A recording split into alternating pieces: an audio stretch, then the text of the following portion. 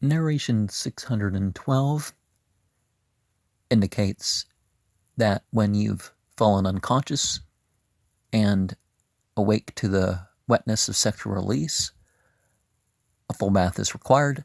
But if you've had a sexual dream, no bath is required.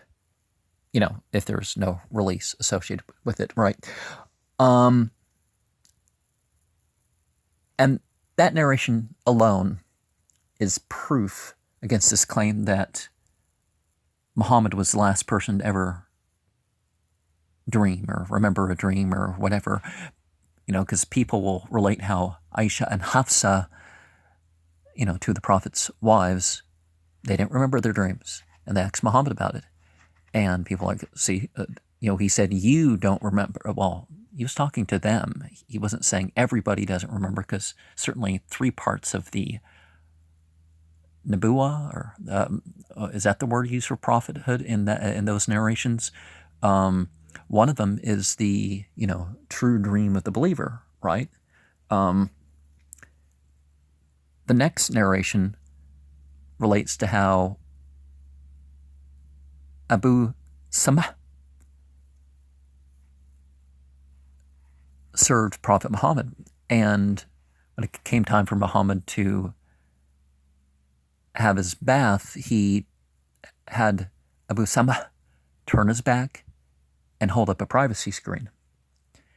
And the narration after that relates to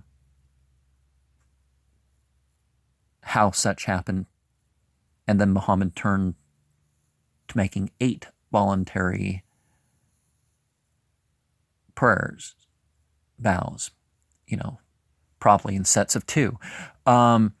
So was this in the middle of the night, or was this incident of the day of conquest during the day?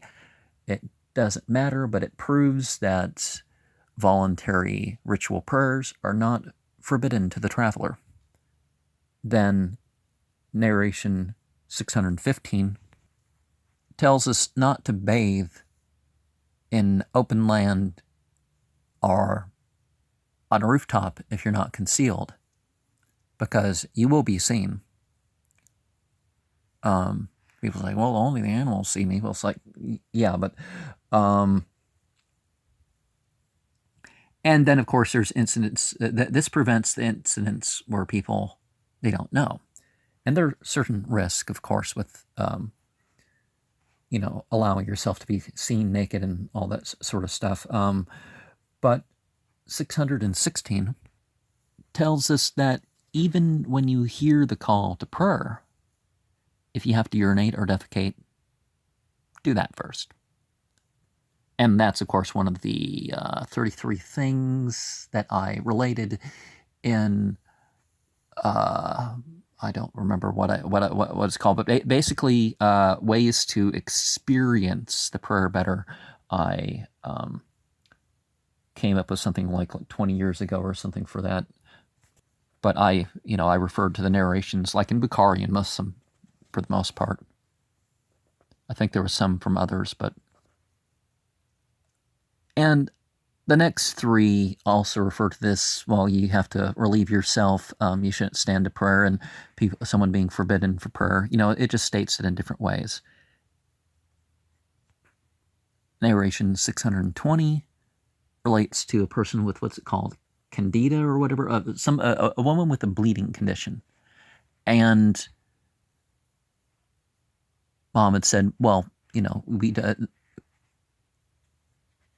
just that, and it's not something that keeps away from the ritual prayer.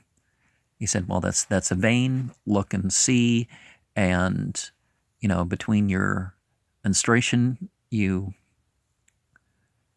say the prayer. You just, you know, get the full bath for the menstruation. Or we also find elsewhere about people with conditions where they're incontinent that, you know, they just clean up for each prayer, and it's fine.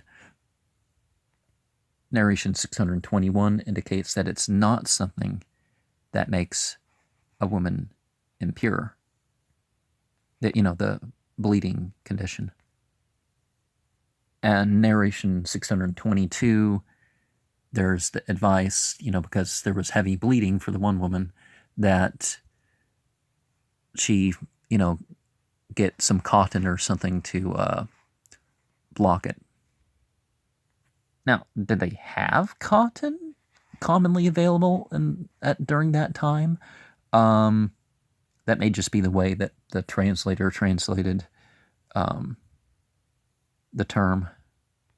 I mean, the Incans invented tampons and stuff several thousand years ago or so. I don't remember exactly what date on it. That's not terribly. But,